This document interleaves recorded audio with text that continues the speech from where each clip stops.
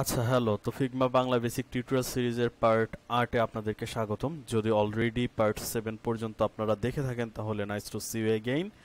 আর যদি না দেখেন অ্যান্ড ফিগমাতে নতুন হন তাহলে দয়া করে একটু দেখে আসেন। হোপফুলি আপনাদের কনসেপ্ট আরও ক্লিয়ার হবে। তো এই পার্ট 8 এ আমরা যা নিয়ে আলোচনা করব সেটা হচ্ছে প্লাগইনস। তো ফিগমাতে অনেক প্লাগইনস আছে যেগুলো দ্বারা আসলে আমাদের কাজকে আমরা খুব দ্রুত করতে পারি অ্যান্ড এগুলো খুব সাপোর্টিভ। তো আজকে এই বিষয় নিয়ে কথা বলবো যে কিভাবে প্লাগইন ইনস্টল করতে হয়, ইউজ করতে হয়, এভরিথিং এলস। ওকে, তো চলেন আমরা চলে যাই আমাদের প্র্যাকটিক্যাল পার্টে। তো এখানে যে বোর্ডটা ক্রিয়েট করা ছিল সেটা এখনও আছে।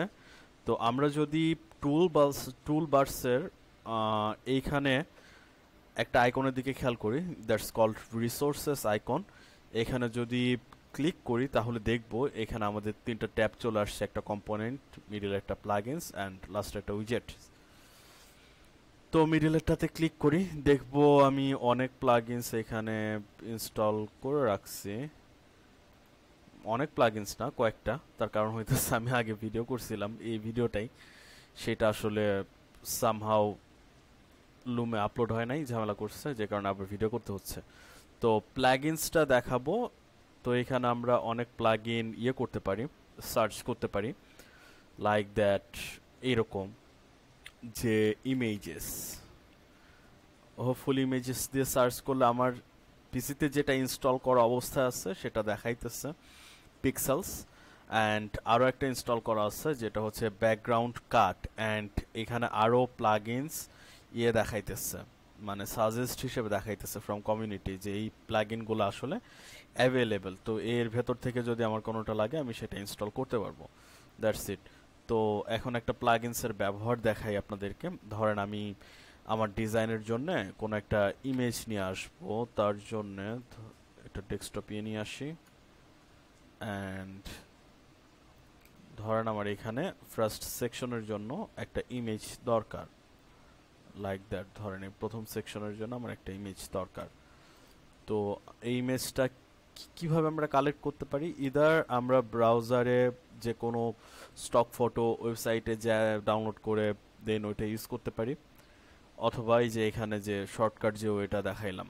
কারণ পিক্সেলস হচ্ছে একটা ইমেজের পপুলার একটা ওয়েবসাইট যেখানে ফ্রি স্টক ইমেজ পাওয়া যায়। ধরেন এইখান থেকে যে কোনো একটা ইমেজ, হিরো সেকশনের জন্য আমরা জাস্ট এখান থেকে ক্লিক করব, দেখবেন যে এটা অটোমেটিক চলে আসছে। যদি কোনো অবজেক্ট মানে অবজেক্ট সিলেক্ট করা নাও থাকে তাও যদি ক্লিক করেন দেখবেন সেই ইমেজটা আপনার মানে ফাইলসে চলে আসছে। তো দেখেন আমরা কত সহজে ইজিলি ইমেজ করতে পারি, ইনসার্ট করতে পারি ফিগমাতে। তো ধরেন এইখানে আমাদের কিছু আইকনস প্রয়োজন, কি ব্যাপার দিলাম 12 হয়ে গেল। তো এখানে কিছু আইকন প্রয়োজন, তাহলে আইকন আমরা কি করতে পারি? এদের আমরা স্টক আইকন সাইট যেমন ফ্ল্যাট আইকন আরও এক্সেট্রা এক্সেট্রা ওইখান থেকে আইকন ইউজ করতে পারি, অথবা আমরা যে কোনো একটা প্লাগইন নামাইতে পারি। ধরেন আইকন দিয়ে সার্চ দেন, আমার এটা ইনস্টল করা আছে রিসেন্ট, যে কারণে দেখাইতেছে। নতুন একটা দেখাই, ঠিক আছে? ধরেন আমি জানি না এই কোনো আইকন কোনো প্লাগইন সম্পর্কে এখানে, কারণ আমি এটা রান করে দেখি। এটা রান করতেছি, ঠিক আছে? অ্যান্ড এখান থেকে ধরেন আমি যে কোনো আইকন, ধরেন ফেসবুক অ্যান্ড এন্টার দিলে মেবি সার্চ করবে, দ্যাটস ফাইন টু মি। ফেসবুকের আইকন ধরেন এখান থেকে জাস্ট নিলাম একটা টুইটার, আবার সার্চ দেই, টুইটার নিলাম। এইটার সাথে এখানে কোনোটা মিলতেছে না, এই যে এটা একটা আছে, থ্যাঙ্কস। দেন ধরেন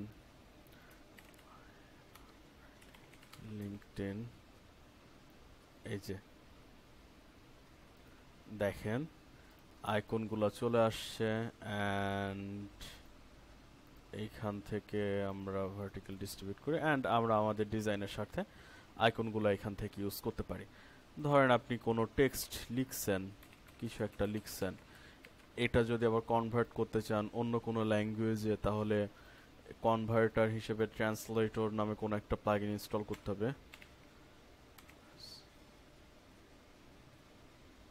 দাঁড়ান, ট্রান্সলেট যে সার্চ দিলে এই যে ট্রান্সলেট, এখান থেকে ধরেন এই প্লাগইনটা রান করি, অ্যান্ড রান করার পর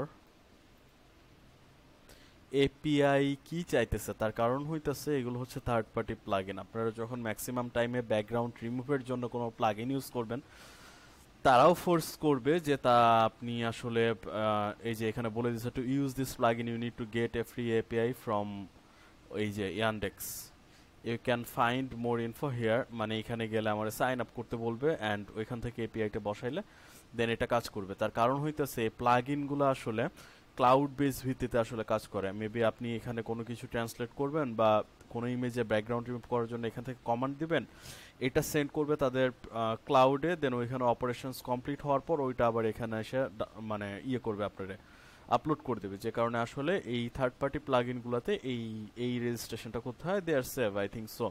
so you guys can use this type of plugin যদি আপনাদের প্রয়োজন থাকে, and this are saves.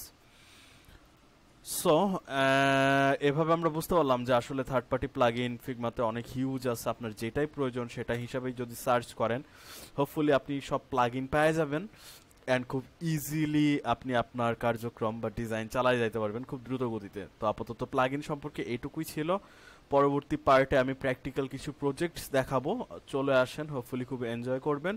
And আপনি যদি নতুন হন এই কমিউনিটিতে বা আমার এই চ্যানেলে, অবশ্যই সাবস্ক্রাইব করেন যদি আপনার লাইফে এই টাইপের কন্টেন্ট ভ্যালু ক্রিয়েট করে, তাহলে আর কি, এমনিতেই দরকার নেই। অ্যান্ড যদি এই কন্টেন্টটা ভালো লাগে, যারা অলরেডি সাবস্ক্রাইব করছেন, যদি কন্টেন্ট ভালো লাগে তাহলে হচ্ছে আপনারা আপনাদের ভালো লাগলে লাইক করতে পারেন, খারাপ লাগলে ডিসলাইক, অ্যান্ড অবশ্যই ভ্যালুয়েবল কমেন্ট করতে পারেন, কনস্ট্রাকটিভ, যেন সেই কমেন্ট থেকে আমি আপনাদের জন্য আরও কোয়ালিটিফুল কোনো কিছু নিয়ে আসতে পারি। সো আপাতত এটুকুই ছিল, বাই।